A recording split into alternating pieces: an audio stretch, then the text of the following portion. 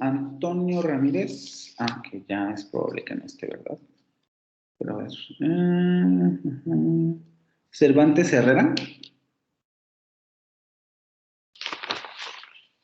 Cervantes Herrera. Tampoco. Ok. Enríquez. Presente, aquí estoy. Flores Chávez.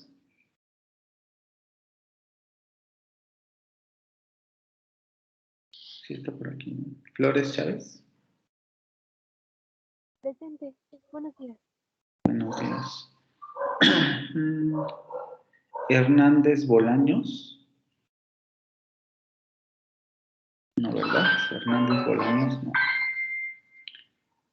Hernández Sánchez, supongo que tampoco. Hernández Velázquez, menos. Ledesma Martínez.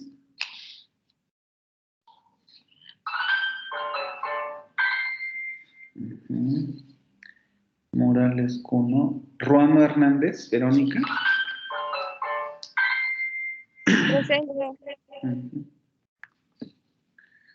Salazar García. Presente. Tampoco. Cárcamo Silva. Presente, buenos días. Buenos días. Cárcamo Silva y ya. Nada más son ya 6. ¿De sus compañeros no han sabido nada? Sí terminaron huyendo de aquí. Bueno, de la universidad en general. ¿No han sabido nada? Bueno, chicos, entonces vamos a pasar a otro tema, que ya ahora sí vamos a entrar un poco al asunto de los temas de las lecturas que hemos estado revisando, o que han estado haciendo más bien.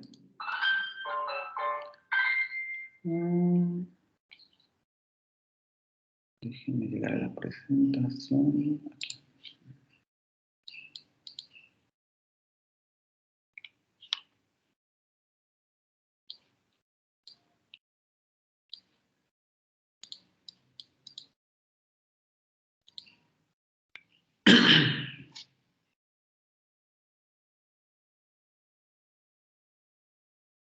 Ok. Bueno, nosotros ya revisamos fonética acústica y fonética perceptiva, ¿no?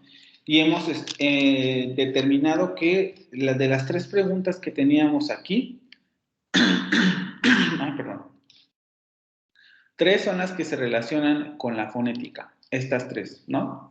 Y habíamos dicho, por tanto, que tendríamos 3 ramas de la fonética que estudiarían cada uno de estos elementos. Ya vimos que la fonética estudia qué es el medio, el sonido, las ondas sonoras a través del aire. La fonética perceptiva estudiaría cómo se recibe el medio, la percepción en el oído, etcétera, y todas las implicaciones que esto tiene y que revisamos en los videos que hemos visto con anterioridad. Y lo que nos queda por revisar va a ser la tercera fonética en la que nos vamos a detener más, que sería la de cómo se emite el medio, ¿vale? Cómo se codifica el medio y cómo se decodifica el medio van a ser preguntas en las que nos vamos a detener en la siguiente presentación. Pero en la siguiente presentación ya vamos a meternos un poco en temas de fonología, que es lo que ustedes han estado revisando en la lectura, ¿no?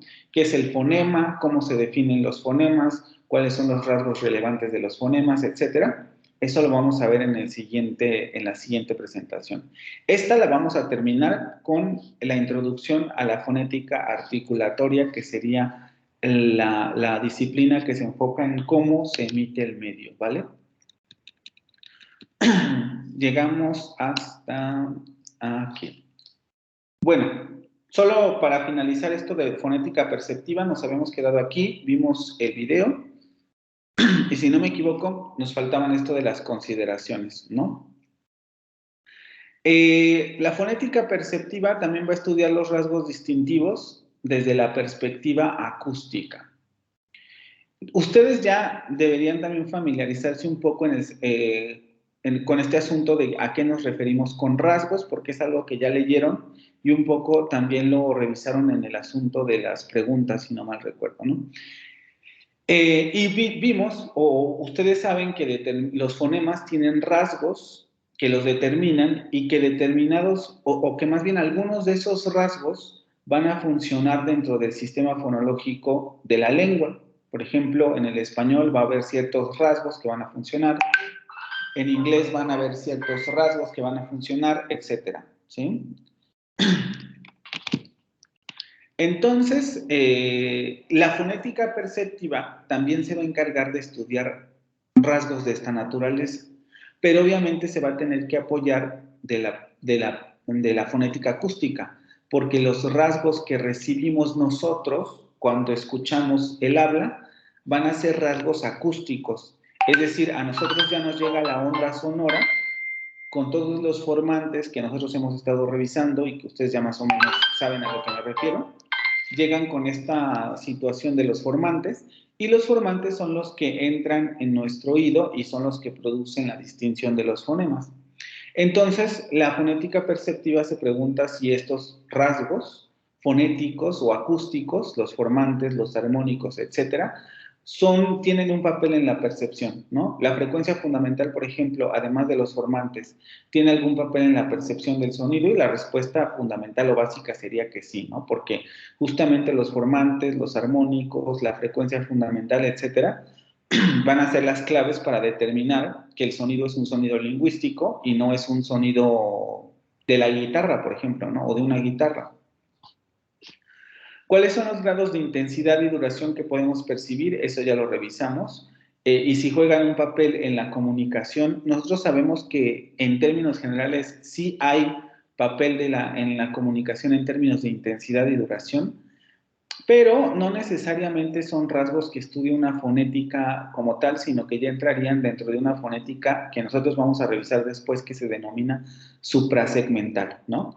Si alguien habla muy fuerte o grita, por ejemplo, sabemos que está intentando comunicar algo, pero no necesariamente tiene que ver a lo mejor con lo que está diciendo, sino con una emoción que quiere expresar a través del grito, ¿no? O si alguien susurra, sabemos también que hay una pretensión comunicativa mediante el susurro, es decir, no me está susurrando solamente porque así habla, sino porque tiene un propósito. A lo mejor no quiere que los demás escuchen lo que me está diciendo, me está susurrando por X o Y razón, ¿no? O sea, hay varios contextos en donde se puede susurrar.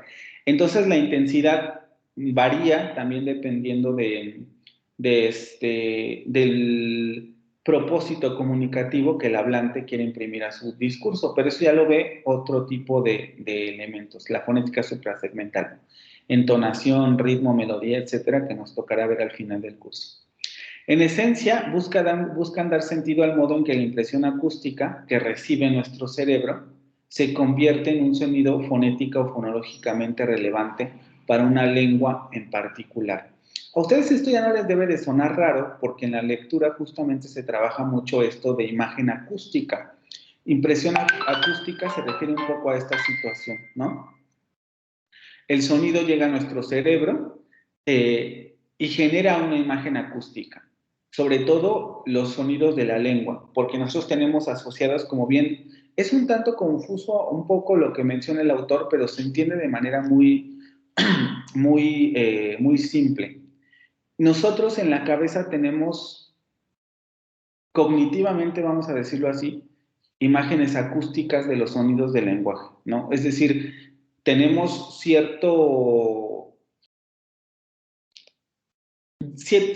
datos acústicos almacenados, que es lo que crean esa imagen acústica y que nos permiten reconocer que el sonido que estamos recibiendo es un fonema. Por ejemplo, el sonido pu, pu de papá, ¿no? El pu, pu. Ese sonido yo lo puedo hacer porque tengo en mi cabeza una imagen acústica de ese sonido. Es decir, hay un dato lingüístico, un dato fonológico o fonético que tengo en la cabeza y que me permite tanto realizar el sonido como percibir el sonido. Y justamente a esto se refiere esta situación, ¿no? Recibimos la impresión acústica y el cerebro lo puede convertir en un sonido fonético o fonológicamente relevante para una lengua en particular, porque justamente tenemos esa imagen acústica en la cabeza, ¿no? Se debe recalcar el hecho de que ambas trabajan en niveles un tanto diferentes, ¿no? Tanto en el asunto de la acústica y de la fonética perceptiva. La acústica trabaja solo con el material sonoro del lenguaje, mientras que la perceptiva trata de dar cuenta de los procesos de percepción de ese material sonoro, ¿no? Es la distinción que hemos estado tratando de determinar de manera muy puntual. La fonética acústica va a trabajar con el material sonoro del lenguaje, mientras que a la fonética perceptiva le va a interesar cuáles de esos rasgos o cuáles rasgos de ese material sonoro son fonológicamente relevantes para nuestro cerebro lingüístico, digámoslo así, ¿no? ¿Por qué lo podemos entender? ¿Sí? Guardan una relación muy estrecha, si se dan cuenta. En realidad las tres fonéticas lo hacen porque justamente lo que vamos a ver a continuación con relación a la fonética articulatoria tiene que ver con determinar de manera más precisa cuáles son esos rasgos, ¿no? La fonética articulatoria, como bien les acababa de mencionar al principio de la presentación, se va a referir a la pregunta de cómo se emite el medio. Habíamos dicho que estas tres preguntas que distinguíamos para la fonética son preguntas que se enfocan en la parte física del lenguaje. Vimos la parte física del sonido, la parte física de la recepción y ahora tenemos que ver, porque es en donde nos vamos a detener, la parte física de la articulación del sonido. Algunos de estos elementos ya los revisamos cuando vimos la imagen de los formantes en el sonograma. Hablábamos de redondez en los labios, abertura de la boca, posición de la lengua y cómo eso se reflejaba en los formantes que teníamos en la grabación del audio, ¿no? Aquí, en esta imagen de aquí. Esos formantes, el formante 1, formante 2 y el formante 3, estaban relacionados con una parte de la articulación del sonido. Entonces, la fonética articulatoria, como dice aquí, es la rama más antigua de la fonética. De hecho, es la primera rama que surge de la fonética, porque una de las primeras preguntas que uno... Aquí está al final porque es en donde nos vamos a quedar nosotros, pero en realidad, si se dan cuenta, la pregunta más básica no es tanto como qué es el sonido, cómo se recibe el sonido, sino más bien cómo alguien puede hablar, ¿no? Por ejemplo. Y la primera pregunta que suele surgir es justamente cuáles son las habilidades físicas que se requieren para poder gesticular o armar, o más que gesticular, producir habla. Entonces, es la rama más antigua de la fonética y se encarga de estudiar la manera en que se forman los sonidos del lenguaje mediante la manipulación de los órganos del aparato fonador. Como les mencionaba en las presentaciones anteriores, porque les digo, o más bien en esta presentación, pero en las clases anteriores, por lo que les decía de que entre estas tres fonéticas la separación a veces es muy borrosa, ¿no? Para articular, o una de las características principales del sonido del habla es que nosotros tenemos la posibilidad de que al emitir sonido, todo nuestro cuerpo se mueve. Y cuando digo todo nuestro cuerpo se mueve, no es algo metafórico, sino literal. Cuando ustedes hablan, ustedes saben que todo el cuerpo literalmente está imbuido en la comunicación. Mueven las manos, mueven los pies, hay teorías sobre el comportamiento o el lenguaje no verbal que sería a través del cuerpo. Mueven los pies, mueven las manos, mueven la boca, mueven la cabeza, mueven los ojos. Todo el cuerpo entra en funcionamiento cuando se habla. Evidentemente a la fonética articulatoria no le interesa toda esa situación, sino que basándose justamente en esta idea del sonido, le interesa estudiar cuáles son los órganos principales que se encargan de producir el sonido, ¿sí? No tanto la comunicación no verbal. Pero es importante tener en cuenta que nosotros como seres humanos ponemos en funcionamiento todo el cuerpo en la comunicación. y principalmente todo lo que se denomina el aparato fonador. Y la característica principal, por ejemplo, de la parte superior del aparato fonador, que ya podemos comenzarle a dar nombre como las cavidades supraglóticas, que de hecho, si no mal recuerdo, la otra lectura también ahí ya la tienen. Ahorita si quieren revisamos, podemos extender la fecha para que la vayan haciendo, pero está desde la vez que les dije que la iba a poner. Que es donde estudian o donde van a leer esta situación. Lo que se denomina cavidad supraglótica, ahorita también lo vamos a revisar, que corresponde a la boca, la lengua, las fosas nasales, etcétera. Todo lo que está arriba de la laringe es una cavidad que se mueve, que se puede mover. Y eso es lo que le interesa principalmente a la fonética articulatoria. En este sentido, la descripción del sonido va a ser un tanto diferente a como se hacía, por ejemplo, en la fonética acústica, que era una onda sonora, bla, bla, bla, con todo lo que habíamos mencionado, y también a la fonética perceptiva, porque en la fonética perceptiva simplemente es una onda que se recibe, ¿no? No tiene ninguna particularidad en especial, sino se estudia a partir de los formantes de la onda. Pero para la fonética articulatoria va a ser un tanto distinto, porque va a decir, bueno, sí, vamos a poder emitir el sonido, pero es evidente que cuando nosotros movemos la boca, movemos la lengua, movemos todas las cavidades supraglóticas del aparato fonador, se van a comenzar a producir modificaciones en la salida del aire. Y por tanto, en muchos sentidos, esas modificaciones que produce la boca van a darle los rasgos característicos a cada uno de los sonidos que se vayan emitiendo. Por eso es que la descripción del sonido en la fonética articulatoria, aquí pongo dos porque son los más relevantes, pero en realidad son tres. El punto uno sería el punto de articulación, el otro sería modo de articulación, y hay un tercero, que es el que le pongo aquí. Existen otros elementos que ayudan a la descripción del sonido. No lo pongo directamente porque es mucho menos perceptible, pero el tercero es la oposición entre un sonido sordo y un sonido sonoro. O dicho de otra manera, la sonoridad del sonido, ¿sí? Son tres elementos particulares. En la siguiente presentación nos vamos a detener de manera más puntual en cada uno de ellos. Punto de articulación, modo de articulación y oposición entre sonoro y sordo. Y todos estos elementos o estos tres elementos para describir un fonema o un sonido lingüístico se basan justamente en los órganos que están involucrados al momento de la producción de ese sonido. Ahorita lo vamos a ir checando. Obviamente, para entender esto, para saber cuáles son los puntos de articulación, cuáles son los modos de articulación, qué es un sonido sordo y qué es un sonido sonoro, pues tenemos que conocer cómo está estructurado el aparato articulatorio del ser humano. En términos generales se le puede llamar aparato fonador, aparato articulatorio, etcétera, ¿no? Y sabemos ustedes intuitivamente saben cuáles son los órganos que están involucrados en la producción del sonido.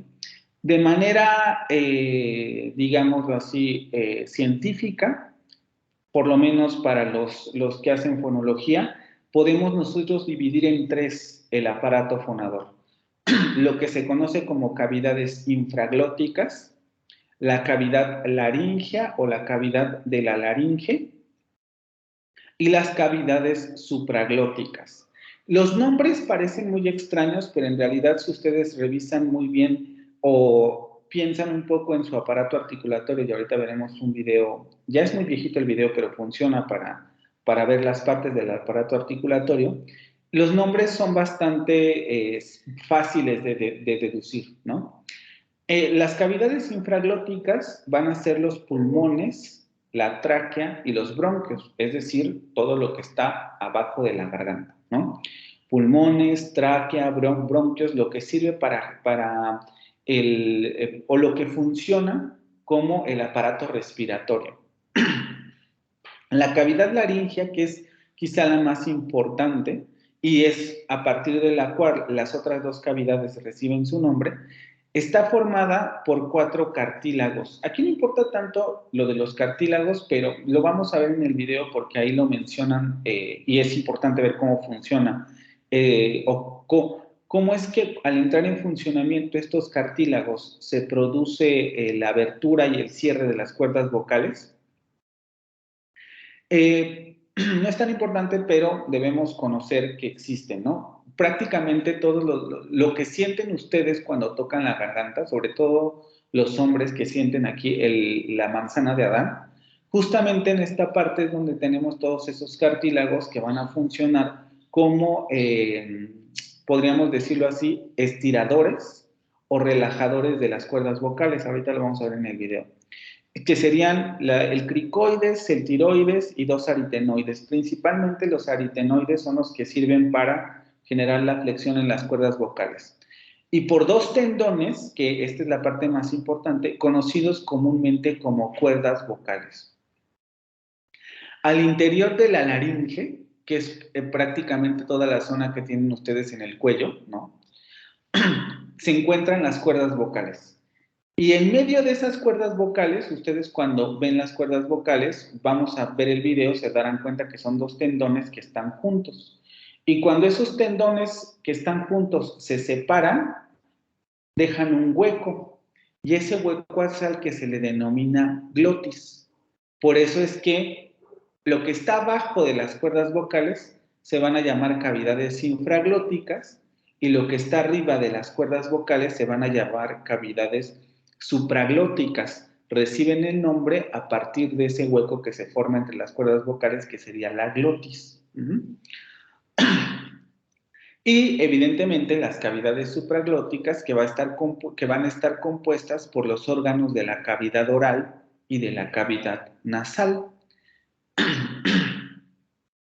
En las siguientes presentaciones nos detendremos más en los órganos, pero ya es importante que los vayan reconociendo, ¿no? Cavidades entonces infraglóticas, lo que está abajo de las cuerdas vocales se van a denominar cavidades infraglóticas y lo que está arriba de las cuerdas vocales va a ser cavidad infraglóticas o cavidades infraglóticas. Y obviamente las cuerdas vocales es en donde se va a formar la glotis o este hueco que se forma entre las 2 cuerdas cuando se saca el aire que está almacenado en los pulmones, ¿vale? Vamos a ir viendo parte por parte.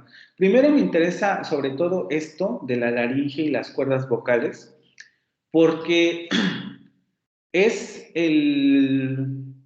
¿cómo decirlo? Primero es la base de la que surge el sonido, ¿no? Porque a partir de si esas cuerdas vocales vibran o no vibran, o la vibración es más lenta o definitivamente no existe la vibración, se va a emitir el sonido. Por ahí es donde sale el sonido. Y la vibración de la cuerda es lo que nos va a dar la caracterización de si un sonido es sordo o un sonido es sonoro. Lo vamos a ver en la siguiente presentación también. Si las cuerdas vocales vibran, los sonidos van a ser sonoros. Si las cuerdas vocales no vibran, los sonidos van a ser sordos. Por tanto, es importante ver cómo funcionan las cuerdas vocales, ¿no?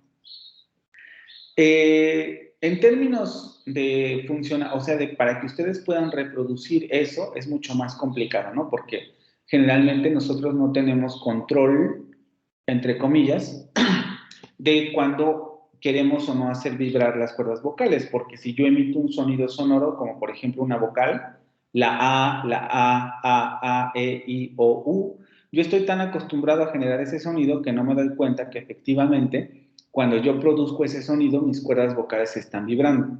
Entonces no es algo como que se pueda controlar de manera inmediata, pero es importante irlo conociendo. Vamos a ver primero ese video. Déjenme salir de aquí. Otra vez esa parte, ¿cómo identifico un sonido sordo? El sonido sordo va a ser cuando las vocales, las cuerdas vocales no vibran, se va a producir un sonido sordo. Cuando las cuerdas vocales vibran, se va a producir un sonido sonoro. En la lectura que teóricamente ya tendrían que estar haciendo, justamente es donde se dan estas definiciones, ¿no? Pero esta es la forma básica de entender el problema. Si las cuerdas vocales vibran, se produce un sonido sonoro. Si no vibran, se produce un sonido sordo. ¿Sí?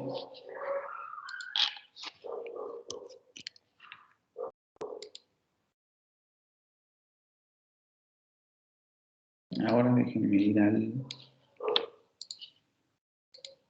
video de las cuerdas vocales.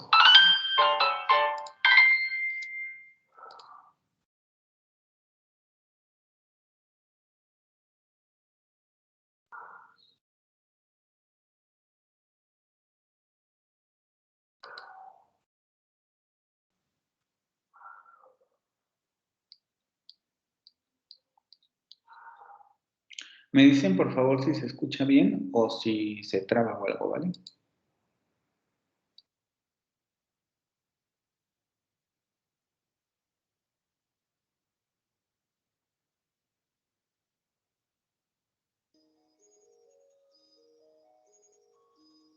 Laringe humana. Ciclo vibratorio de las cuerdas vocales. La laringe está situada aproximadamente a la altura de la quinta a la séptima vértebra cervical, formada por un esqueleto cartilaginoso parcialmente calcificado, por la presencia de varios músculos, ligamentos y de un gran revestimiento mucoso que tapiza su interior.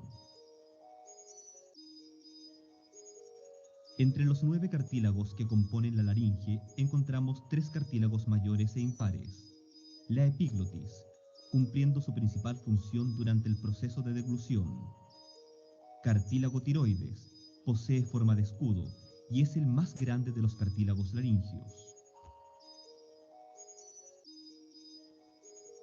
Y cartílago cricoides, estructura con forma de anillo, situado entre el cartílago tiroides y los anillos traqueales. La laringe además posee 3 cartílagos menores, aritenoides, corniculados y cuneiformes. Íntimamente vinculado a la laringe está el hueso hyoides, ubicado sobre el cartílago tiroides. En dicha estructura se insertan varios músculos laringios extrínsecos. En el interior de la laringe se encuentran las cuerdas vocales. 2 músculos como 2 labios horizontales situados dentro de la región glótica. La laringe cumple 3 funciones principales: la respiración, protección de la vía aérea y fonación. El proceso de emisión o fonación corresponde a la producción de sonido utilizando el aire expulsado desde los pulmones hacia el exterior para hacer vibrar las cuerdas vocales ubicadas en la laringe. La teoría que mejor explica el proceso fonatorio es la teoría mioelástica aerodinámica.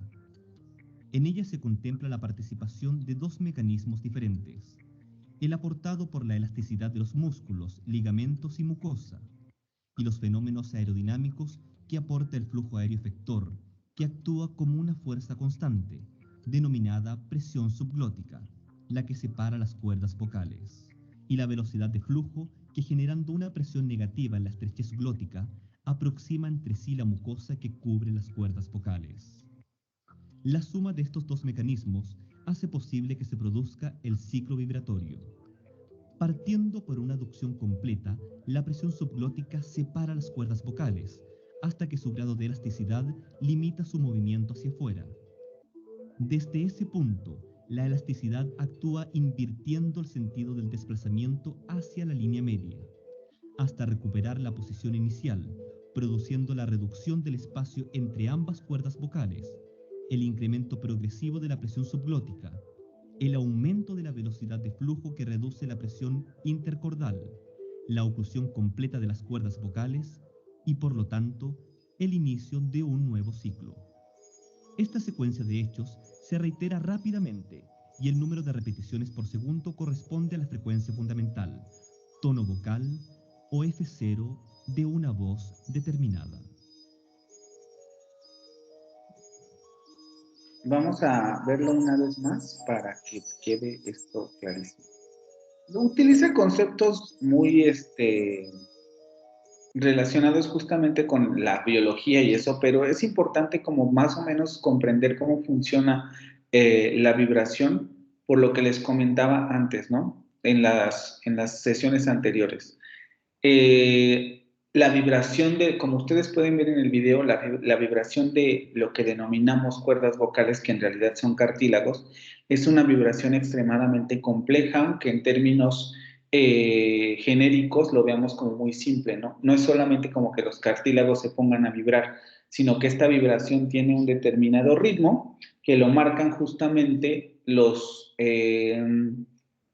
primero, el tipo de presión que ejercemos nosotros cuando intentamos controlar el aire sobre esas cuerdas vocales y además también el tipo de movimiento que se genera al interior con los cartílagos, que era lo que les comentaba, ¿no? Por aquí en la primera parte del video, cuando se ve cómo los cartílagos pueden estirar esas cuerdas vocales, era lo que les comentaba en un principio. Nosotros justamente cuando hacemos sonidos muy agudos, lo que hacemos es estirar esas cuerdas vocales para alargarlas lo más posible, adelgazarlas lo más posible y que las frecuencias sean más grandes.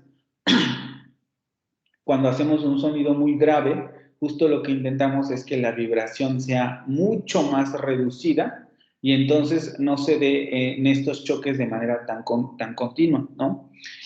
Por eso es importante comprender esta situación. De ahí viene el asunto, como mencioné al final del video, de frecuencia fundamental, armónicos, etcétera, ¿vale? Entonces vamos a checarlo una vez más.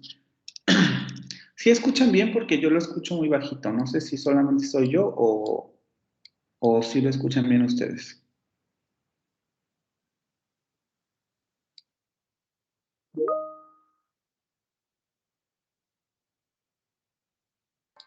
Yo también lo escucho bajito, pero ya le subí todo y no se arregla. Y no sé por qué, porque yo recuerdo que justamente se escucha más alto. A ver, vamos a escucharlo nuevamente para...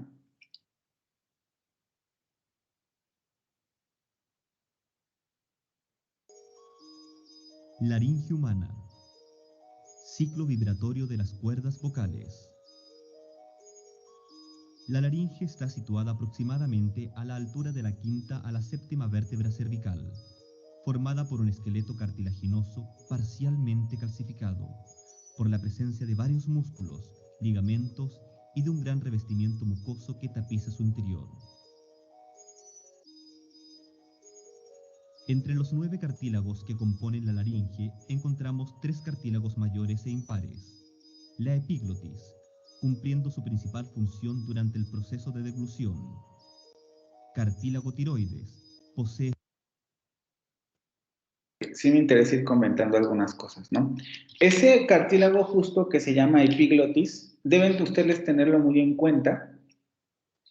No tanto porque vaya a ser relevante, por ejemplo, para las lenguas que ustedes están estudiando, ¿no? Pero sí porque cuando veamos nosotros el alfabeto fonético internacional, vamos a ver que hay algunos sonidos que se denominan epiglóticos o glóticos y justamente se articulan en esta zona de la laringe, ¿sí? Y se utiliza ese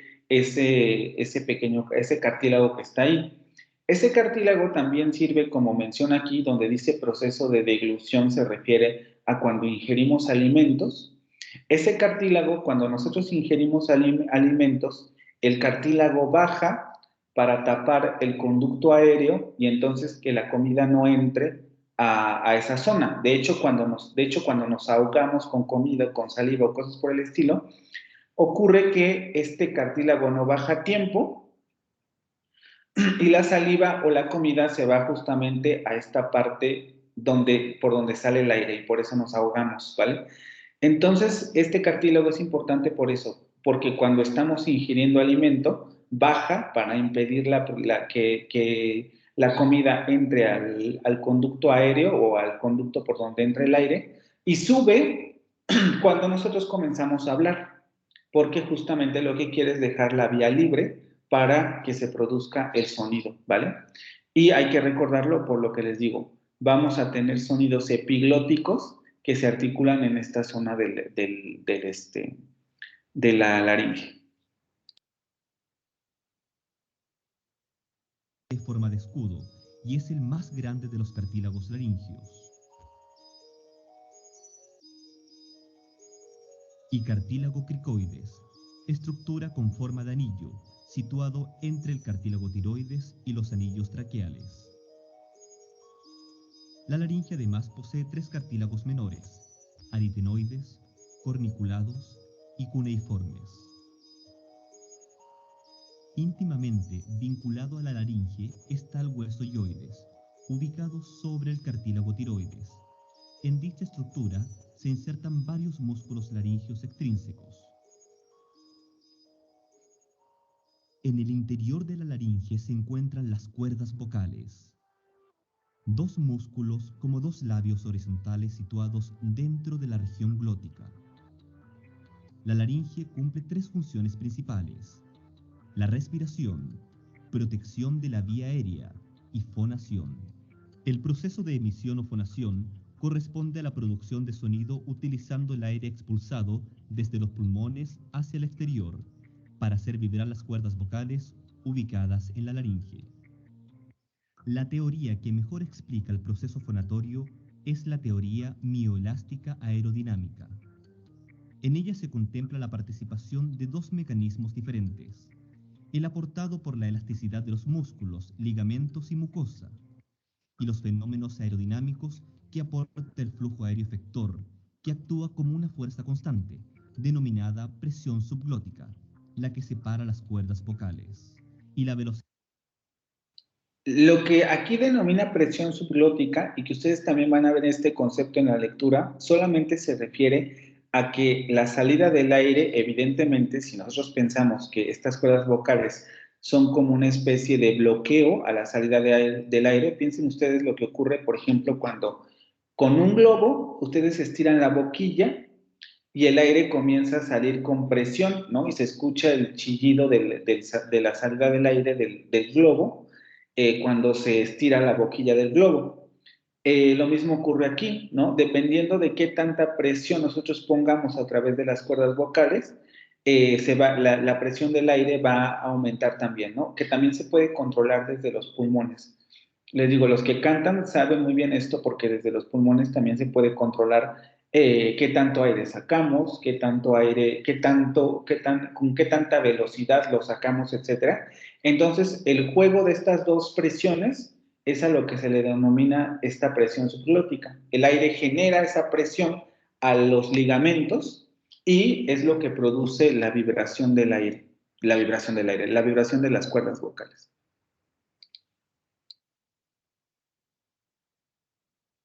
De flujo que, generando una presión negativa en la estrechez glótica, aproxima entre sí la mucosa que cubre las cuerdas vocales.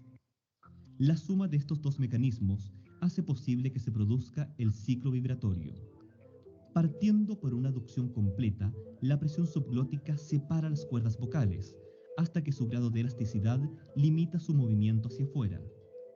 Desde ese punto, la elasticidad actúa invirtiendo el sentido del desplazamiento hacia la línea media, hasta recuperar la posición inicial, produciendo la reducción del espacio entre ambas cuerdas vocales, el incremento progresivo de la presión subglótica, el aumento de la velocidad de flujo que reduce la presión intercordal, la oclusión completa de las cuerdas vocales y, por lo tanto, el inicio de un nuevo ciclo.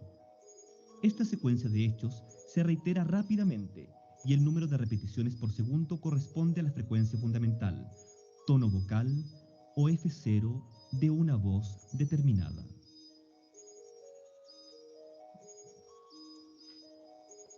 Sí, eso es todo con el asunto de las cuerdas vocales. Les digo, es importante porque prácticamente todos los fonemas, lo vamos a ver cuando lleguemos a esta parte del AFI, todos los fonemas o es un fonema sordo o es un fonema sonoro.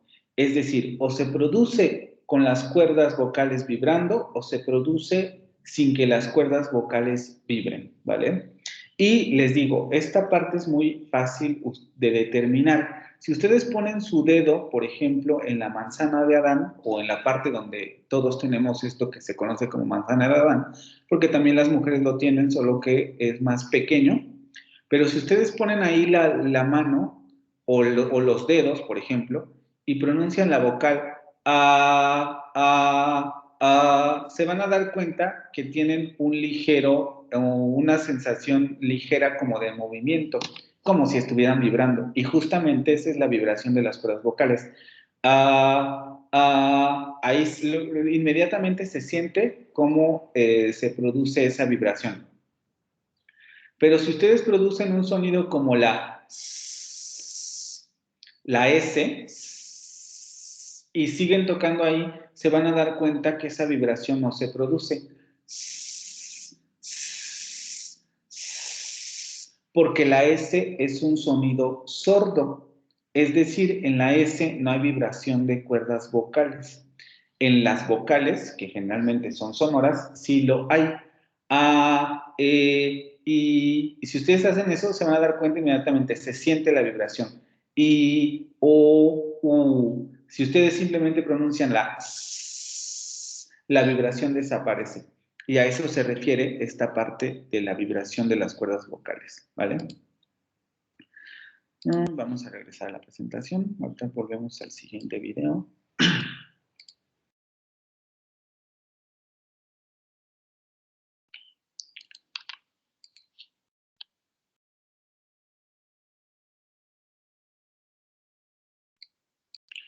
Lo siguiente que nos interesa es un poco como determinar, sobre todo les digo las cavidades supraglóticas, porque las cavidades infraglóticas, pulmones, tráquea, bronquios, no entran mucho en el terreno de la producción de fonemas porque no son órganos que se puedan mover.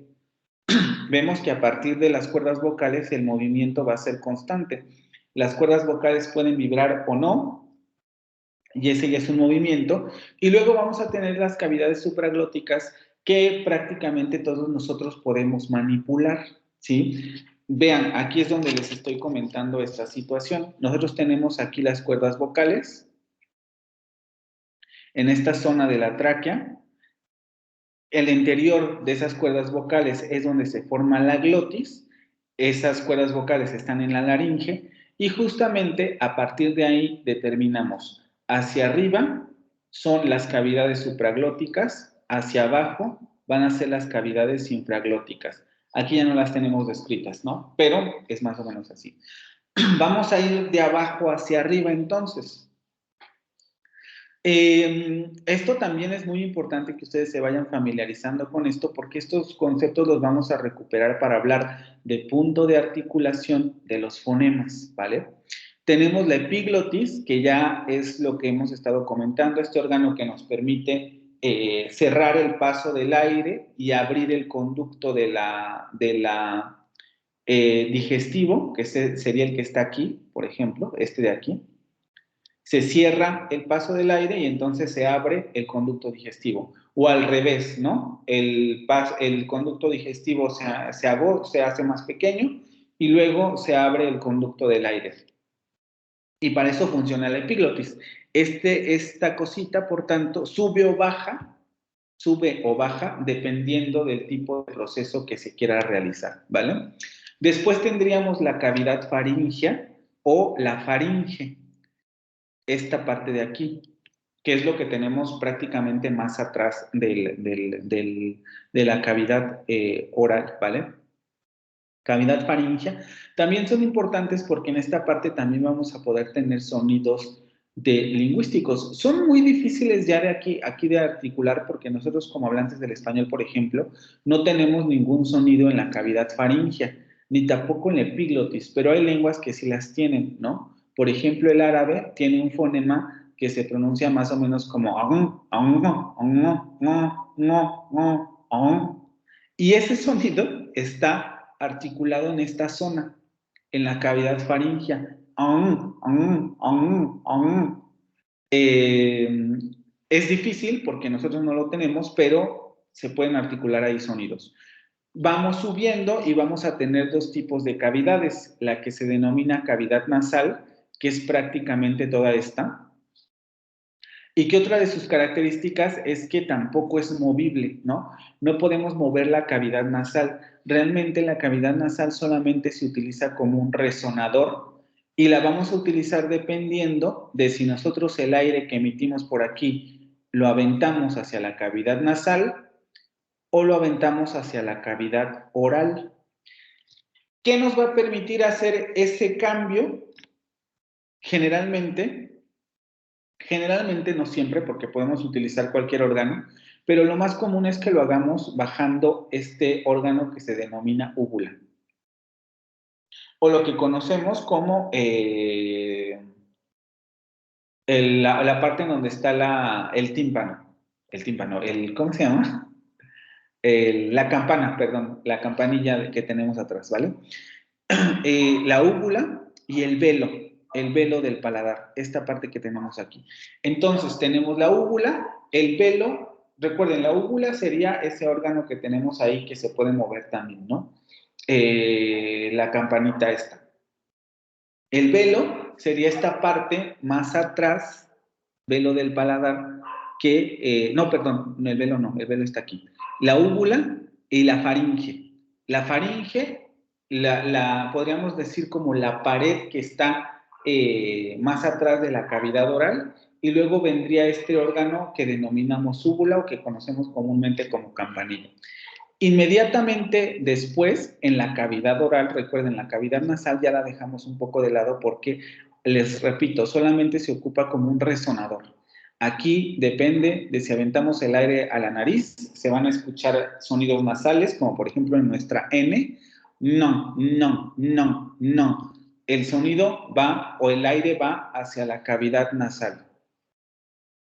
Y luego tendremos la cavidad oral, que a partir de la úvula vamos a tener lo siguiente.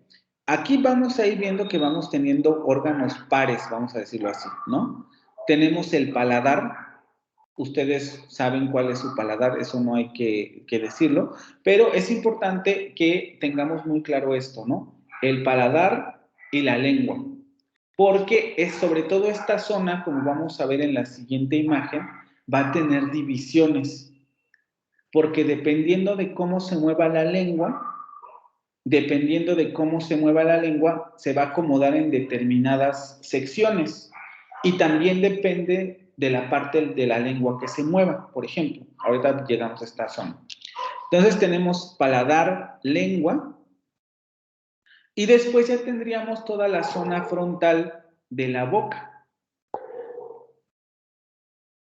Esto es como complicado, pero por ejemplo, ya la parte frontal de la boca es más compleja porque aquí se distinguen más partes. Es generalmente la zona en donde existen más fonemas porque es donde nos permite realizar más movimiento. Primero, por ejemplo, la lengua no solamente es como pues la lengua y ya. Les digo, hay divisiones, pero además también tenemos que distinguir entre la punta de la lengua, porque va a haber sonidos que, por ejemplo, se van a articular solamente con la punta de la lengua, o va a haber sonidos que se van a articular con el movimiento de toda la lengua, de la parte de atrás, de la parte de enfrente, etc. Entonces a esta zona se le denomina ápice de la lengua o punta de la lengua, ápice de la lengua, ¿vale?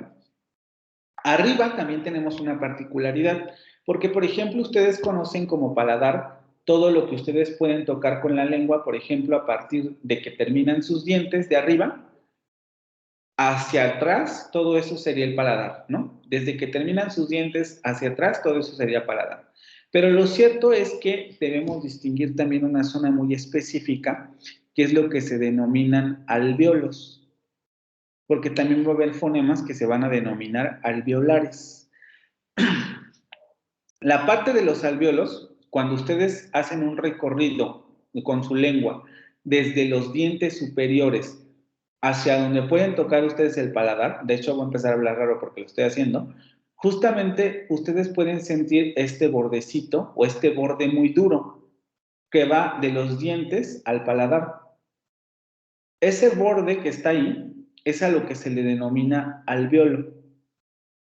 este borde duro que está aquí, antes de llegar a esa zona hueca o más hueca que tenemos en la parte de atrás. Muchos sonidos se articulan en esta parte con los alvéolos. Por ejemplo, la L es un sonido alveolar porque lo articulamos ahí. Si ustedes pronuncian la, leche, litro, se van a dar cuenta que esa L, la punta de su lengua sube o toca esa parte que se llaman alvéolos. La. Es importante también tener en cuenta esto. Después vendrían ya lo que se denominan los dientes, ¿no? Los dientes superiores y los dientes inferiores. Por lo que más o menos recuerdo ahorita, porque sí, no se me viene a la mente un fonema que se articule con los dientes inferiores, prácticamente todos son con los superiores, ¿vale? Pero entran también en el proceso de articulación del sonido. Uno de los más básicos, por ejemplo, sería nuestra T, la T de Tito, Toño, etcétera. Si ustedes pronuncian esas palabras, se van a dar cuenta que su lengua toca los dientes superiores. Toño, Toño, Tito, taco, tele, ¿sí? Todo ese fonema se articula cuando la punta de la lengua toca los dientes superiores. Y por último, evidentemente, vendrían los labios, que también entran en fenómenos de articulación.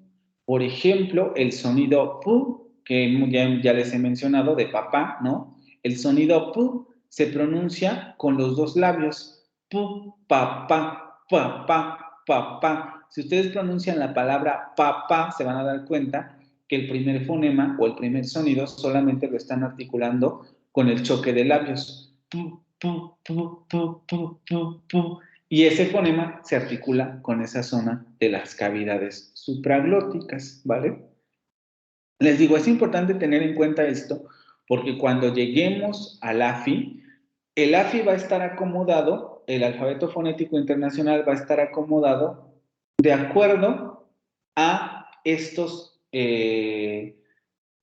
órganos articulatorios, porque los fonemas van a producirse en determinadas zonas de las cavidades supraglóticas y van a recibir, o uno de sus rasgos va a ser en dónde se articula este sonido, o qué órganos entran en juego para la articulación de ese sonido, ¿vale? ¿Alguna pregunta con esta imagen en particular?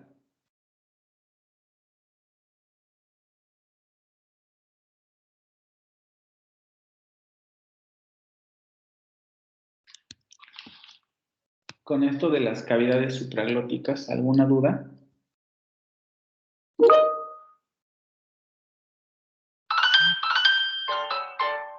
ok. ¿Alguien tiene por ahí la mano levantada que no me había dado cuenta? Adrián, ¿tienes alguna pregunta?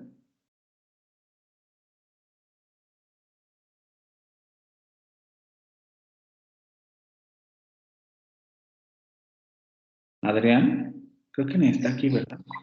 No, profesor, Ah, la dejé así. ok. Adrián. Y luego vendría esta parte que les digo que es muy importante, ¿no? El paladar y la lengua también tienen partes, porque vamos a tener, por eso, por ejemplo, cuando veíamos el asunto de que las vocales podrían ser posteriores o anteriores, si ustedes recuerdan estas imágenes, esta imagen yo les decía, pues miren, ocurre que determinadas vocales, si son posteriores, el formante X va a estar más abajo o más arriba, ¿no? Que si no me mal recuerdo es el formante 2. Pues bien, eso se relaciona justamente con cómo está dividida la lengua y cuáles serían las zonas que denominamos posteriores o anteriores. Aquí nos interesa sobre todo centrarnos en la parte, en esta imagen del paladar y de la lengua, ¿sí? Esta parte de los labios y de los dientes, pues ya más o menos ya lo conocemos, también lo de los alvéolos, entonces esto no nos interesa tanto. Tampoco el asunto de la úvula, porque ya sabemos qué es la úvula, ¿no? La lengua la podemos dividir en tres, por ejemplo, lo que denominamos ápice, Bueno, y lo que denominamos dorso y lo que denominamos raíz. Esto también va a ser muy importante porque va a haber fonemas, por ejemplo, que se articulen con la raíz de la lengua y la faringe. El fonema del árabe que les comento se articulan con estas dos partes. El se articula justamente haciendo que esta parte de la zona de la raíz de la lengua se pegue a la faringe. Y es así como se puede articular ese sonido. Entonces, por eso es tan importante conocer esto. El dorso también va a estar dividido en predorso, dorso medio y postdorso. Aunque en términos prácticos, porque en términos generales esto es muy importante porque les digo, la lengua puede acomodarse de muchas maneras. Es un órgano extremadamente flexible.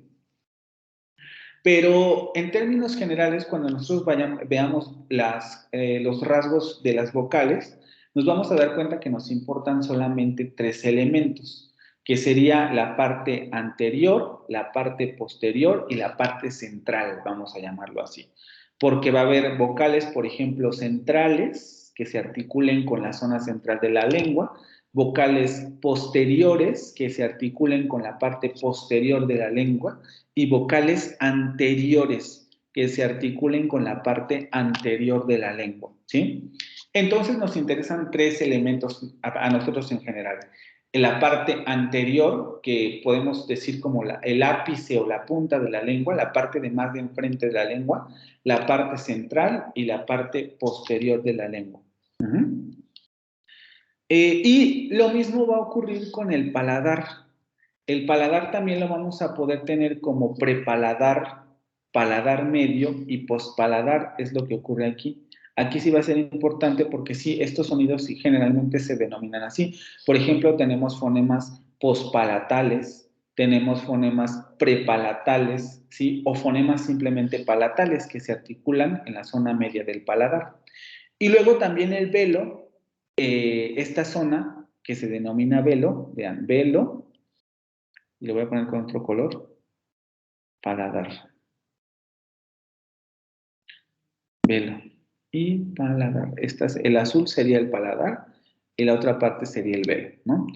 El velo vamos a dividirlo entre prevelo y posvelo, o posvelar y prevelar. También vamos a tener fonemas que tienen esta característica, ¿vale? Esta parte es muy relevante porque si ustedes se pueden dar cuenta, una de las cosas más inmediatas que nos podemos dar cuenta de un esquema como este, o cuando ustedes hablan, se podrán dar cuenta que prácticamente lo que ocurre es que la lengua puede entrar en contacto con cualquiera de estos, o con cualquier parte de estos órganos superiores. Es decir, se puede pegar a la faringe, perdón, se puede pegar a la úvula, se puede pegar al velo, se puede pegar al paladar, se puede pegar a los alvéolos, a los dientes o a los labios. Prácticamente la lengua en muchos sentidos es la que realiza la mayoría del trabajo, pero tiene que ver justamente con esto, con que nosotros podemos moverla a lo largo de toda la cavidad oral. Hacia enfrente, hacia atrás. Obviamente, por ejemplo, el ápice pues nunca va a llegar, o la punta de la lengua nunca va a llegar al velo, ¿no? Cuando uno dice sonido velar, generalmente lo que ocurre es que la parte posterior de la lengua o la raíz de la lengua sube hacia la zona velar. Por ejemplo, en una vocal como la U, si ustedes pronuncian la U, se van a dar cuenta que justamente está esta sensación de que la zona de aquí, la zona de enfrente o la punta de la lengua baja mucho, como que se hunde en la boca, y la parte de atrás sube. La parte de atrás de la lengua o la parte posterior de la lengua sube hacia el velo, y así es como se produce la U. También la O, aunque tiene otra característica, la O es más abierta, por ejemplo, es una vocal más abierta, todavía no vemos esa parte. Pero si ustedes pronuncian la O, también se podrán dar cuenta de un movimiento de lengua similar. O, la lengua otra vez baja, como que se hunde, y la parte posterior de la boca sube. Perdón, la parte posterior de la lengua sube hacia el velo. O, es mucho más claro en la U, ¿no? O. Por eso es tan importante conocer estas zonas, ¿vale? ¿Alguna duda con relación a este esquema en particular también?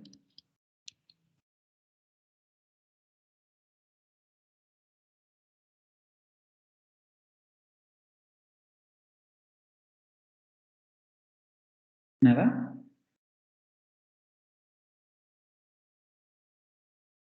Creo que el video que vamos a ver ahorita lo tendríamos que haber visto antes de todo esto, pero todos nos vamos a verlo, ¿no? Habla en general de todo el aparato fonador para que vean más o menos cómo está estructurado y ahorita ya pasamos a cerrar esta presentación. ¿Dónde estás? ¿Dónde estás aquí?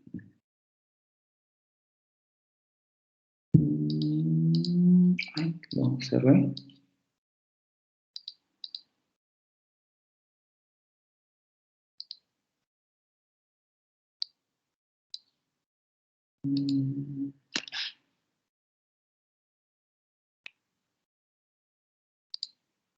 Les digo, es un video muy viejito, entonces si tienen por ahí sus audífonos o algo así, sería bueno que se los pusieran para que lo escucharan bien, porque también el audio como que se escucha un poco extraño, pero funciona para entender cómo está y cómo funciona en general el aparato fonador.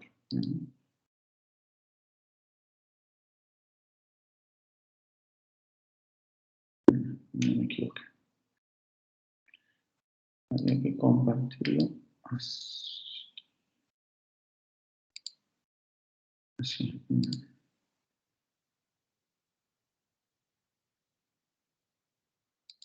También si se escucha mal o algo me dicen y lo regresamos, ¿vale? Voy a cerrar mi cámara.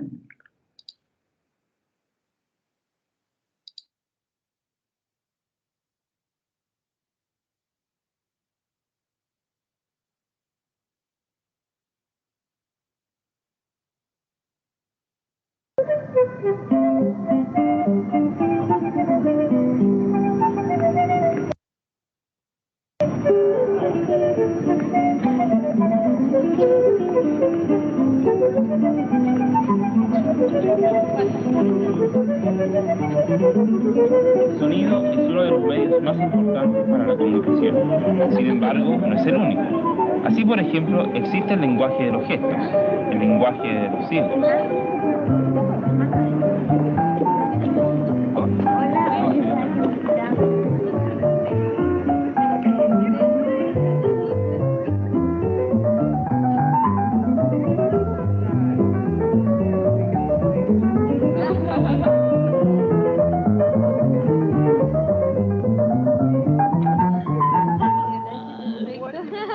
Como bien sabemos, el lenguaje humano se manifiesta mediante sonidos que se propagan a través del aire.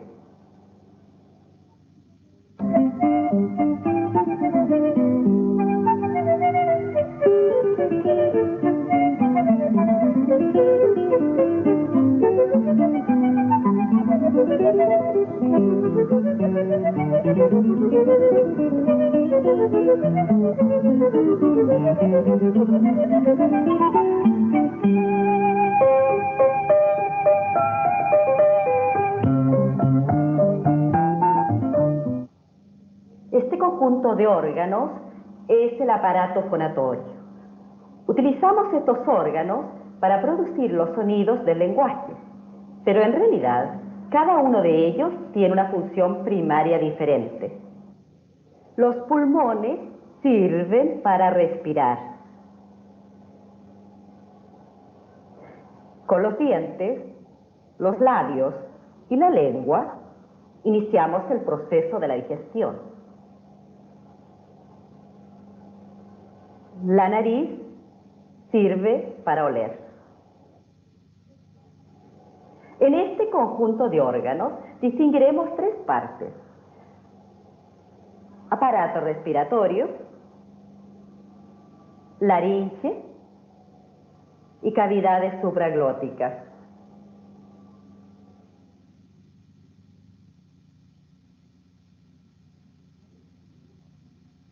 La función fonética del aparato respiratorio es producir el aire que se utiliza para generar los sonidos del lenguaje.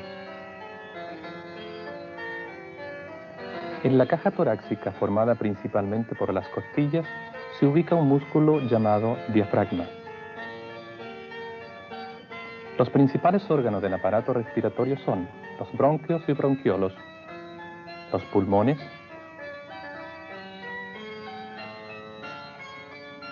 la tráquea, la laringe. La caja torácica puede expandirse o contraerse. Esto se logra mediante la acción del diafragma y de los músculos intercostales.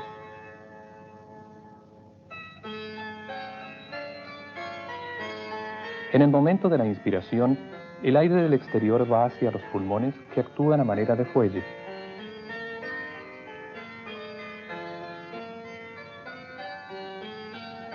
Durante la expiración, la caja se contrae y el aire es expulsado de los pulmones por la tráquea, la laringe, la boca, las fosas nasales. El aire que sale se utiliza para producir prácticamente todos los sonidos del lenguaje. En otras palabras, lo normal es que se hable solo en el momento de la expiración.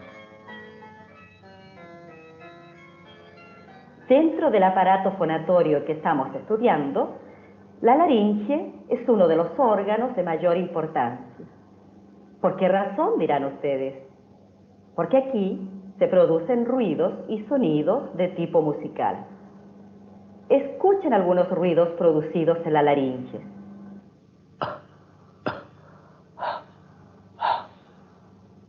Ahora, sonidos de tipo musical.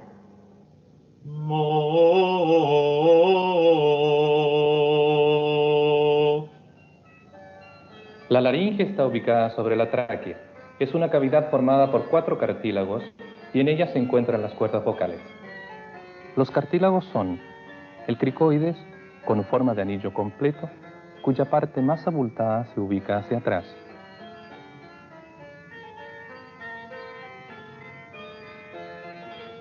El tiroides es un cartílago grande, ubicado en la parte anterior de la laringe, se puede palpar externamente y se conoce con el nombre de manzana de Adán.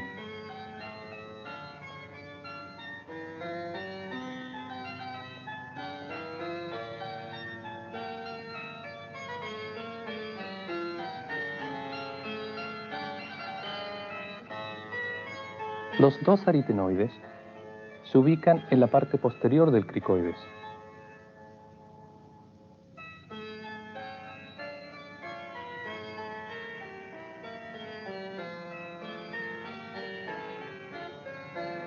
La acción de un complejo sistema de músculos y nervios les permiten desplazarse y moverse ligeramente.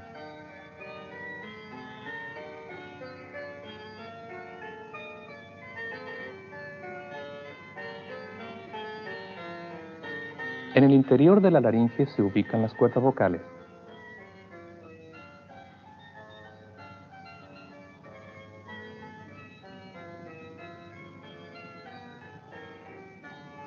Parecen más bien membranas y en ningún caso cuerdas.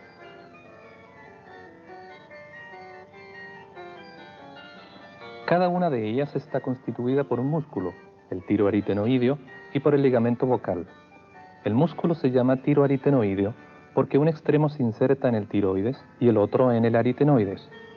El ligamento vocal forma el borde de las cuerdas vocales y es muy resistente. Los cartílagos aritenoides pueden separarse o juntarse. Cuando se separan, el espacio entre las cuerdas vocales es amplio. Este espacio se llama glotis. Cuando respiramos, la glotis está abierta. La glotis puede cerrarse totalmente. Para que esto ocurra se requieren 2 condiciones: que los aritenoides se junten y que las cuerdas vocales se estiren. Si las cuerdas vocales vibran, se produce sonido. La faringe constituye un conducto común para el paso del aire y de los alimentos.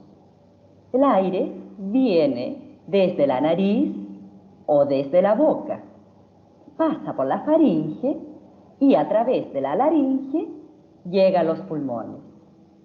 Los alimentos pasan por encima de la glotis y llegan al esófago. Ahora bien, para evitar que los alimentos se introduzcan en la laringe, la epiglotis la cubre en el momento de la deglución. Veamos ahora el funcionamiento de este sistema.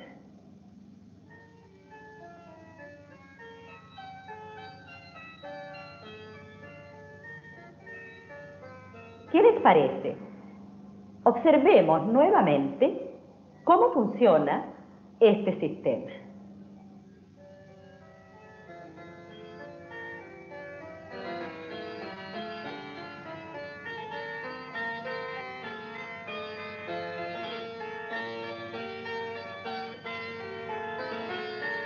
Estas son las cavidades supraglóticas: la cavidad nasal, la cavidad oral, la cavidad faríngea.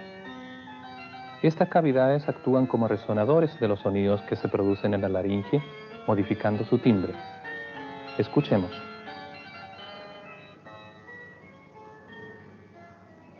Iau. ¿Cuántos timbres diferentes pudieron distinguir? Escuchen de nuevo. Iau. Iau. Pero las cavidades supraglóticas no solamente actúan como resonadores del sonido producido en la laringe. Con ellas también podemos producir ruidos que se utilizan en el lenguaje. Escuchemos.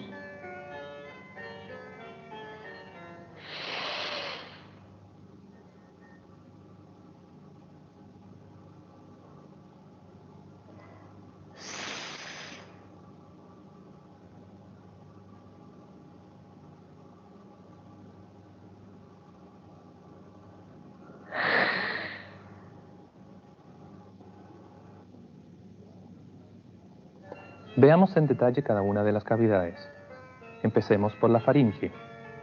Está ubicada sobre la laringe en la parte posterior de la cavidad oral.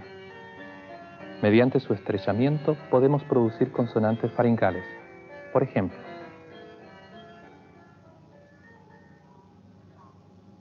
Ajá. Ajá. en la parte superior se ubica la cavidad nasal. Este es el velo del paladar. Es móvil, puede subir o bajar. Con este movimiento abre o cierra el paso del aire hacia la cavidad nasal. Si la cavidad oral está comunicada con la nasal, el sonido adquiere esta resonancia. Mm. Mm.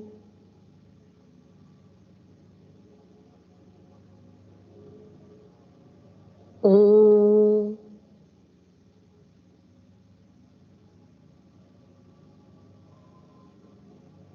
Ah.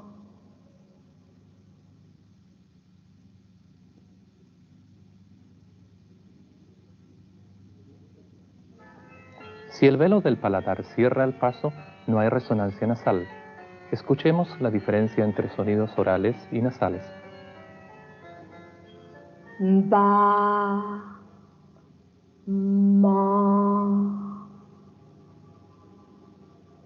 Da.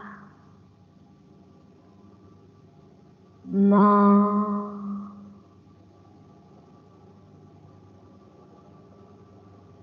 O. O.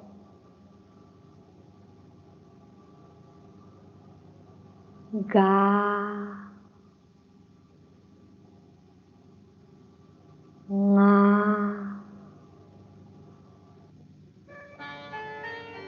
Esta es la cavidad oral.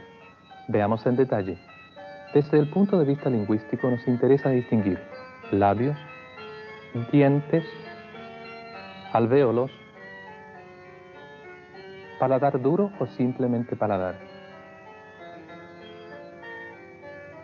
Aquí distinguimos zona prepalatal, zona medio palatal, zona postpalatal. Este es el velo del paladar y la úvula. En el velo del paladar se distingue una zona prevelar cercana al paladar duro y una zona postvelar que termina en la úvula.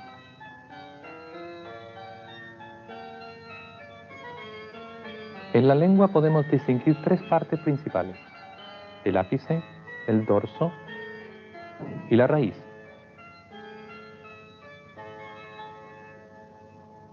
En el dorso se distingue una zona predorsal, una zona mediodorsal y una zona postdorsal. La cavidad oral tiene dos funciones lingüísticas: es un resonador y un productor de ruido. En el primer caso modifica el timbre del sonido laringal. I, U, E. Cuando se articula I, la cavidad oral se estrecha, la lengua sube y va hacia adelante. El timbre del sonido es agudo.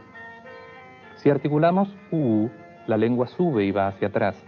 La cavidad oral se amplía en la parte de adelante, los labios se abocinan y el timbre es grave.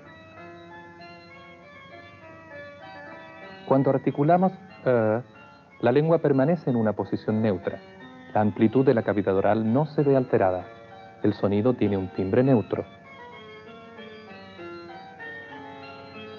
En cuanto a la segunda función, generación de ruidos, en la cavidad oral se producen la mayor parte de los ruidos que utiliza el lenguaje. Escuchemos algunos ruidos entre dos sonidos vocálicos. apa, afa, asa, ata, asa,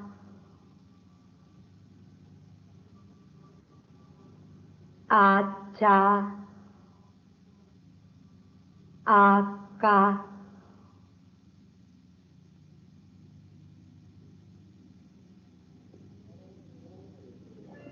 Cada uno de estos ruidos puede ir acompañado del sonido proveniente de las cuerdas vocales. Aba, aba,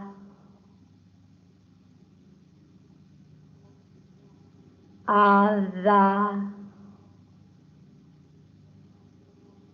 ada,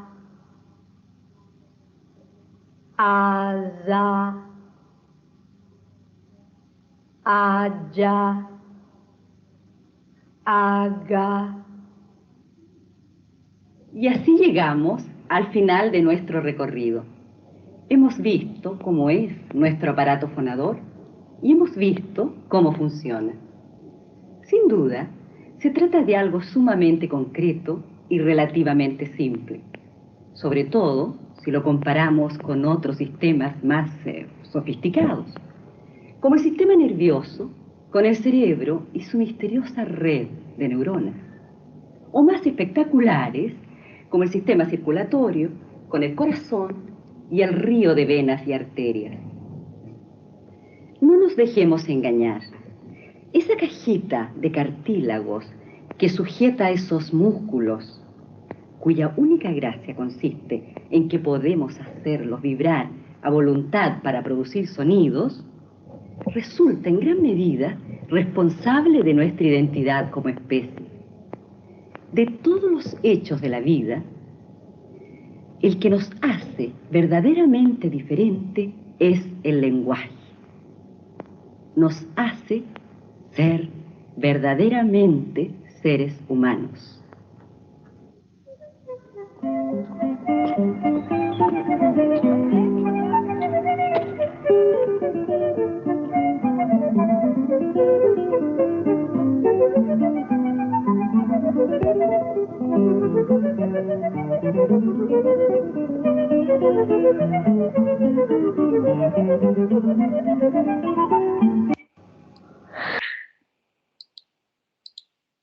Son varias, porque en realidad, por ejemplo, tiene que ver con estos esquemas.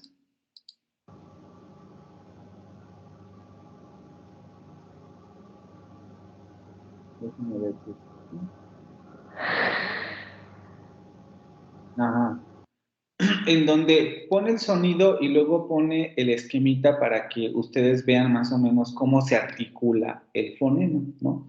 Si ustedes se fueron percatando o vieron más o menos con detenimiento estos esquemas, se pudieron dar cuenta que la idea, que en muchos sentidos actualmente se hace, lo vamos a ver nosotros con algunos videos ya con ultrasonidos, en donde podemos ver cómo en realidad se mueve la lengua, pero justamente el sonido que ella hace al principio,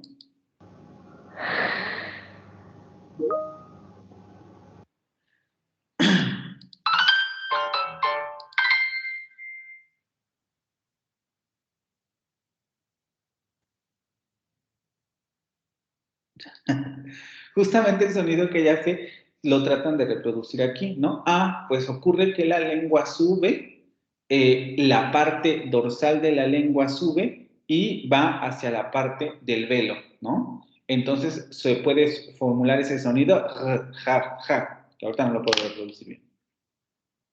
Y así tiene varios después, que los que me interesan más son los siguientes. Ajá, Puede subir. los orales y los nasales. Este Que, esto es el velo del paladar. por ejemplo, para ustedes, porque como ya les comentaba yo antes, en las sesiones anteriores, en español nosotros tenemos vocales nasales, pero como veremos en la siguiente presentación, estas vocales nasales en nuestro idioma no serían fonemas, sino en términos genéricos serían alófonos. Este concepto ya no debe sonarles raro porque ustedes ya lo leyeron. Lo vamos a revisar en la siguiente presentación, pero ya ustedes lo vieron ahí. Son alófonos, mientras que en francés las vocales nasales van a ser fonemas. Entonces, uno de los retos, por ejemplo, para aprender a pronunciar francés en un primer momento, es controlar la nasalidad de las vocales. Y justamente aquí es donde está más o menos dando las pistas de cómo se logra este sonido.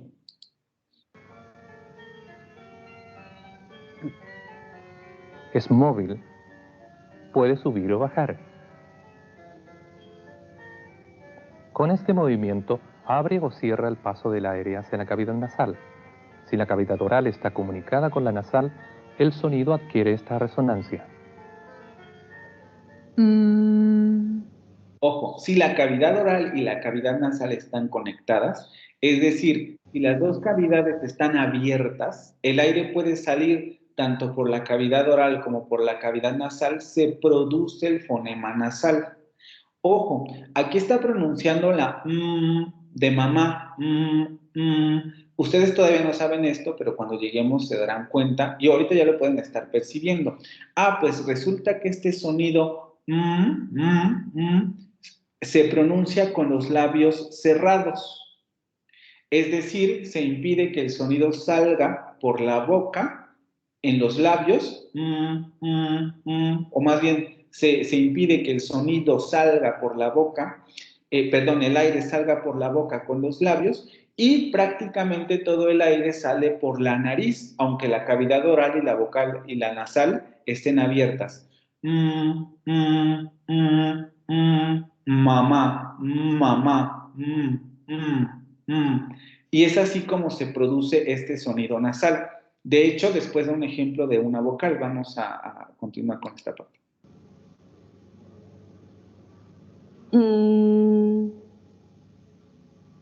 Vean, aquí está pronunciando la N. Si ustedes también pronuncian la N, se darán cuenta que están haciendo lo que está ocurriendo en el dibujito. Su lengua se va hacia la zona de los alvéolos. Y se produce un sonido similar al de la M. El asunto aquí es que el bloqueo de la salida del aire ocurre entre la lengua y los alvéolos. No como ocurría con la M, que ocurría en los labios. La M era con los dos labios y la N es entre los alvéolos y la punta de la lengua. Niño, nene, no, no.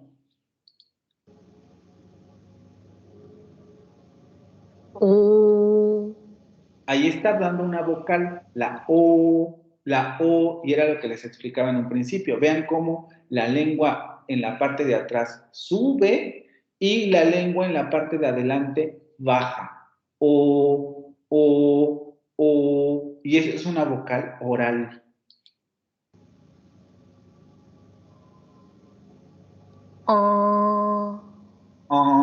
Ahí está dando una vocal nasal también. Vean cómo aquí justamente está ocurriendo cuando ustedes pronuncian lo que ella pronunció, porque no es tampoco una es más bien como una intermedia entre la A y la E.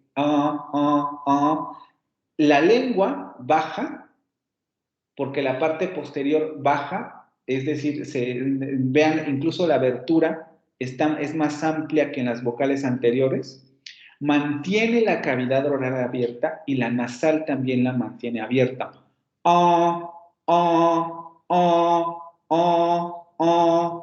Y así podemos hacer las nasales.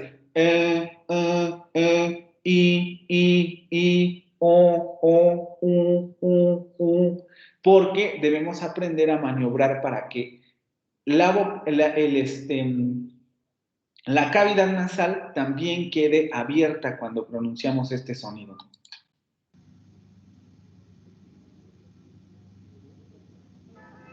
Si el velo del paladar cierra el paso, no hay resonancia nasal. Escuchemos la diferencia entre sonidos orales y nasales. Ba. Ojo, aquí es conveniente que se vayan familiarizando con esto porque cuando veamos también los bancos de sonidos se van a dar cuenta que el fonema generalmente nunca se pronuncia solo.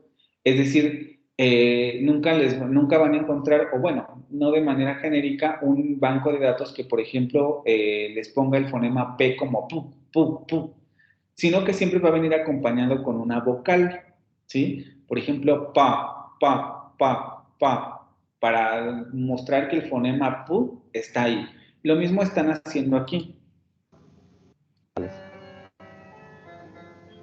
Ba. Da, da, Ma. vean otra vez.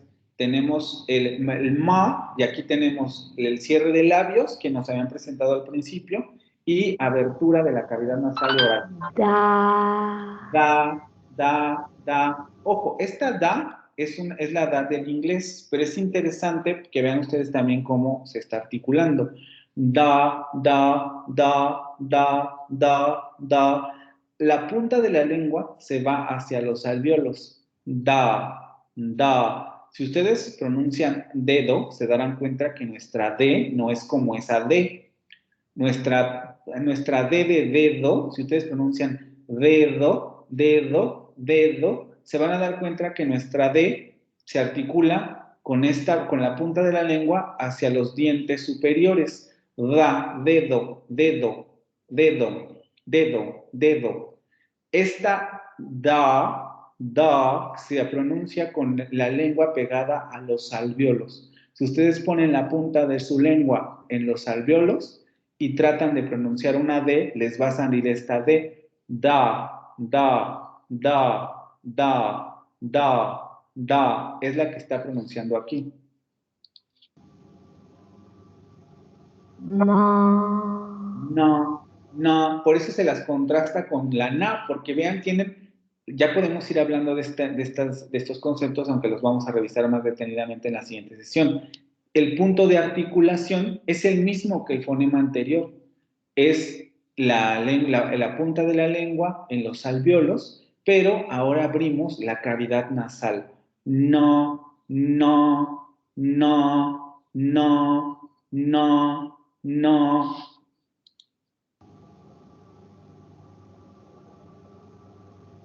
Oral, o. Nasal,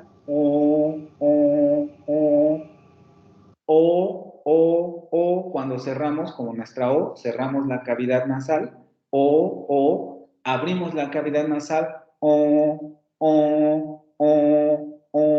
poco como si estuviéramos gangosos, ¿no?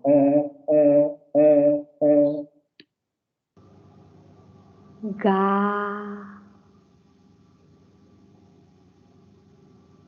Nga. Este fonema también, por ejemplo, lo vamos a encontrar en inglés, ¿no?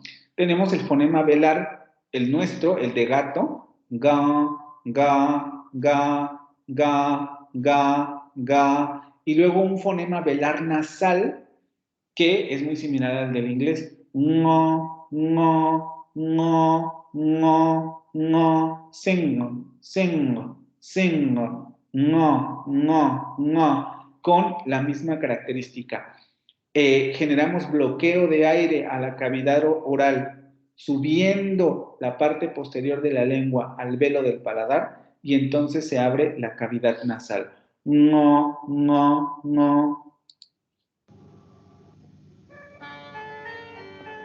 Esos eran los dibujos principalmente que me interesaba destacar, ¿no? Para que quedara un poco más claro estos esquemas que presentan en el video, ¿sí? ¿Tienen alguna pregunta con relación al video o a lo que les acabo de explicar?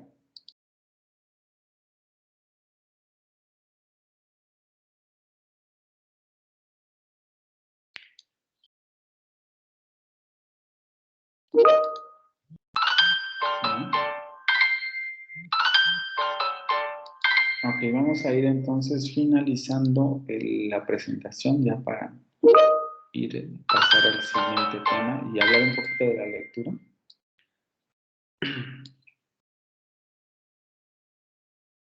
Cavidades supraglóticas, y por tanto ya podemos entonces determinar 3 elementos fundamentales para la descripción de un sonido lingüístico. Nos vamos a detener en cada uno de ellos en la siguiente presentación, pero es importante que ustedes ya lo tengan en cuenta. Oposición sonoro-sordo, que ya vimos tiene que ver con si las cuerdas vocales vibran o si las cuerdas vocales no vibran. Modo de articulación. Este quizá es uno de los puntos más difíciles de entender porque no tiene que ver con los órganos articulatorios, sino tiene que ver con la manera en que sacamos el aire de los pulmones. Lo vamos a revisar en la siguiente sesión, pero tiene que ver con la manera en que sacamos el aire. Si el aire sale fluido, por ejemplo, como en una vocal A, ahí nos damos cuenta que no hay ninguna clase de turbulencia en el aire sale de manera fluida. Y sale fluida. Pero si yo pronuncio una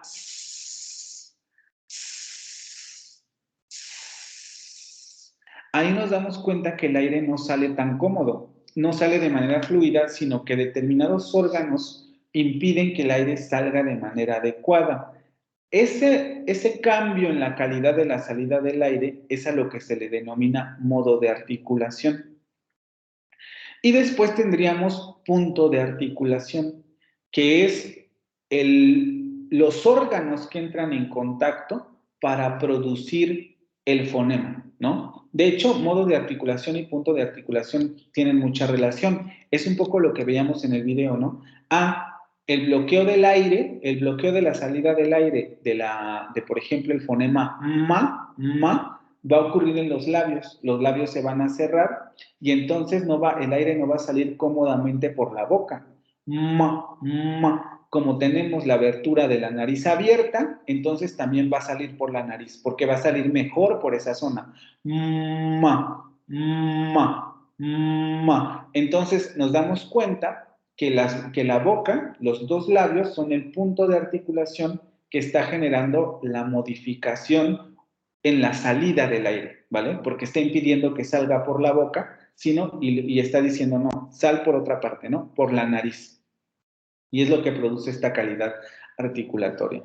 Estos son 3 elementos fundamentales para la fonética articulatoria. Ustedes en la lectura se darán cuenta que hay más, pero no todos siempre son tan importantes, sobre todo para un curso como este, ¿no? 3 rasgos fundamentales de los sonidos lingüísticos. Si es sonoro o si es sordo, o podemos llamarle grado de sonoridad, su modo de articulación y su punto de articulación, ¿vale? Es muy importante destacar que la descripción articulatoria del sonido lingüístico es solo una herramienta para la descripción de la parte material del lenguaje. Cuando yo digo que, por ejemplo, un sonido, lo vamos a discutir un poco en la siguiente sesión, tiene estos 3 rasgos, no quiere decir, por ejemplo, que estos 3 rasgos se produzcan de manera separada, ¿no?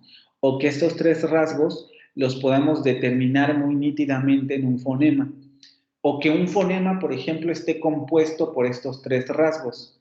Simplemente estamos diciendo que ese sonido lingüístico o el conjunto de esos rasgos es lo que produce ese sonido en particular, ¿vale? Sin embargo, tal y como plantea la fonética acústica, el sonido no se presenta como un golpeteo de fonemas. Esto también es muy importante verlo desde ahorita. Nosotros vamos a trabajar primero con fonemas. Incluso vimos un poco en la sesión anterior con este video porque es pertinente trabajar primero con la descripción de fonemas, generar este mapa acústico, ver cuáles son los fonemas que pertenecen a este idioma, a este otro, etcétera. Pero debemos tomar en cuenta que, pues, por ejemplo, cuando nosotros hablamos español, no vamos pronunciando fonema por fonema, ¿no? Sino que los fonemas, e incluso es algo que ya se discutió en la lectura anterior, los fonemas se van encadenando y van produciendo modificaciones uno a otro, ¿no? Por ejemplo, en papá nos damos cuenta que los fonemas se producen de una manera muy fluida. No voy pronunciando pu, a, no, papá. Los cuatro fonemas se pronuncian en una sola emisión, están unidos de manera muy, pues sí, tienen cierta cadencia y hay una unión muy particular. No vamos produciendo fonema por fonema, ¿vale? Sino como un flujo continuo de emisiones sonoras que se influyen entre sí. Esta parte de que se influyen entre sí también es muy importante por lo que ustedes ya revisaron en la lectura y lo que veremos en la siguiente presentación. Muchos de los alófonos surgen justamente por estas influencias, ¿no? Si de repente este fonema está acompañado de este otro fonema, entonces este fonema va a ser, por ejemplo, sonoro, ¿no? O se va a volver sordo, o se va a volver velar. Nosotros no nos vamos a meter tanto en esta parte, pero en términos del estudio de una lengua extranjera siempre es relevante tener en cuenta estos factores, ¿vale? Porque los sonidos van a adquirir estas marcas alofónicas que tienen que ver con el tipo de convivencias que adquiere con otros fonemas, ¿vale? ¿Alguna duda con relación a esto de los tres puntos que vamos a revisar ya más detenidamente en la siguiente presentación? ¿Nada?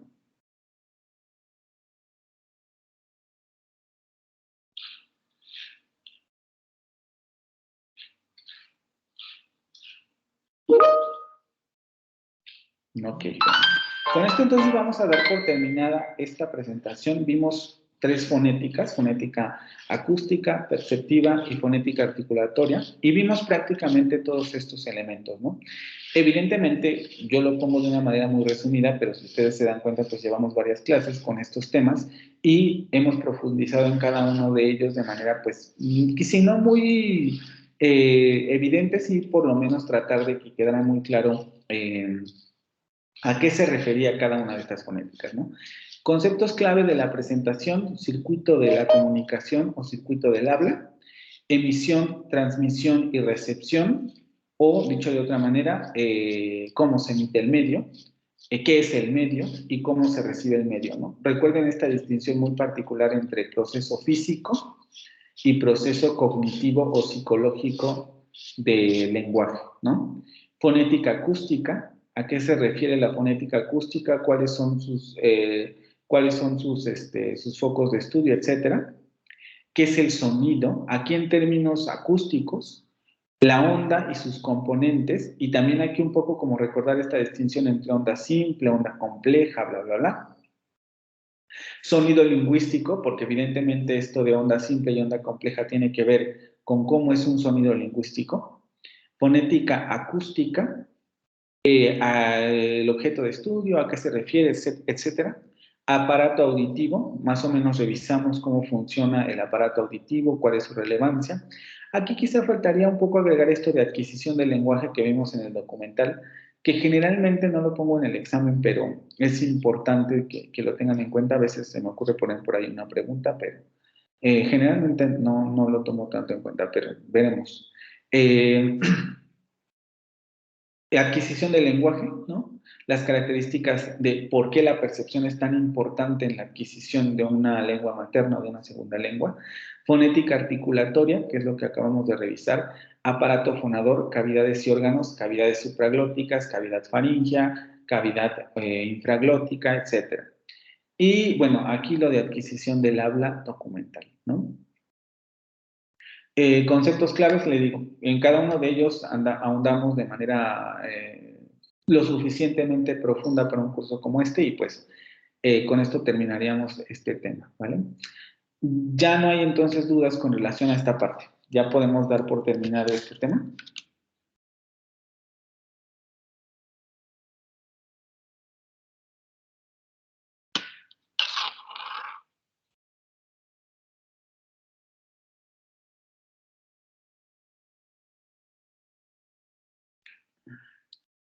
¿Dudas? ¿Nada?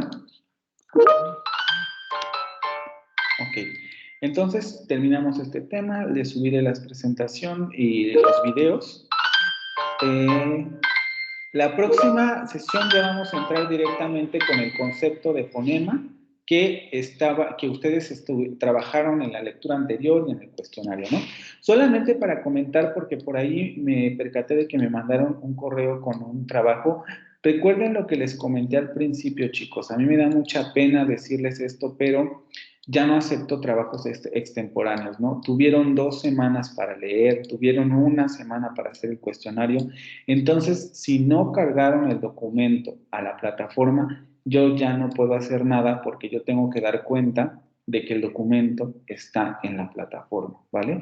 Por eso hice mucho hincapié de esto al principio. Entonces, para el siguiente cuestionario, porque probablemente también les dejé un cuestionario para esta segunda lectura que ya tienen, será exactamente lo mismo.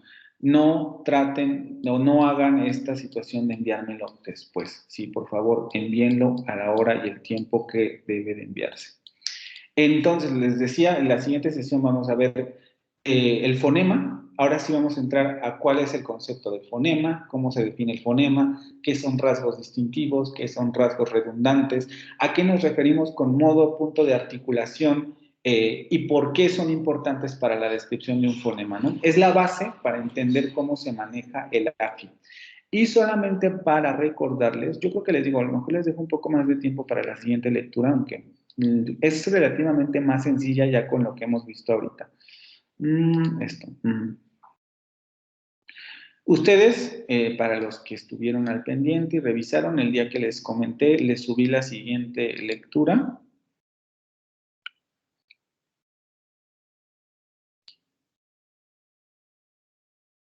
Que tienen aquí, ¿no? Que es fonética articulatoria, que justamente se va a detener en todos los conceptos que más o menos revisamos ahorita y en los que nos vamos a detener después. Punto de articulación, cómo se determinan, modo de articulación, cómo se determinan, qué es esto de sonoridad y sordez, etcétera. La idea sería que lo leyeran para el siguiente, o que lo tuvieran leído para el siguiente viernes, pero les digo, si no podemos dejar a lo mejor 1 semana más o un par de días más para que la puedan terminar. Esta lectura en general es muy importante, por lo que vieron aquí, ya la fonética articulatoria es en donde nos vamos a detener. Entonces, es muy importante, por lo que conviene prestar atención a casi todos los temas desarrollados, ¿vale?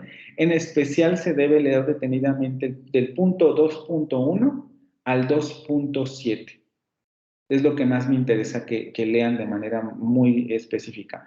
El resto del texto no lo veremos directamente en clase, pero conviene que lo tengan presente para la revisión de la lectura. En lo que se refiere, si no mal recuerdo, no, eso tiene que ver con la primera. Ah, sí, asonorización, desfonologización, asimilación, metátesis, eso no nos importa tanto, ¿vale? Porque no nos vamos a meter en esos temas, pero a lo mejor alguna pregunta les haré en la revisión de la lectura sobre esa parte en particular. Tampoco tantas, ¿no? Porque no les estoy pidiendo que la lean a profundidad. Pues nada, solamente sería recordarles esto, porque aquí es donde vamos a tener la descripción más detallada de lo que vamos a ver en la siguiente sesión con modo de articulación, o estos conceptos raros que se están topando ahorita, ¿no? Interdental, fricativo, oclusivo, bilabial, ¿a qué se refiere todo eso? Justo tiene que ver con lo que se desarrolla en esta lectura, ¿vale? ¿Alguna pregunta con relación a este texto? ¿O ya lo empezaron? ¿Todavía no?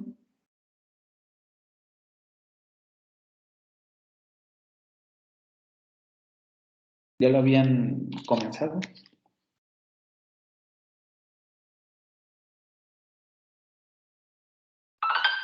Bueno, les digo, si no les dejo a lo mejor hasta la siguiente semana para que lo puedan terminar con más comodidad, ¿vale?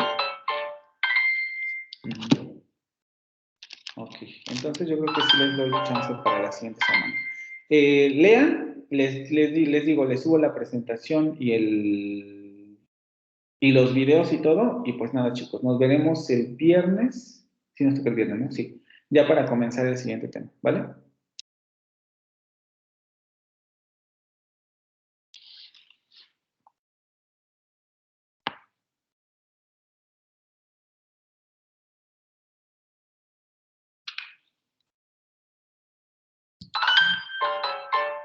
Hasta el viernes descansen, que estén bien.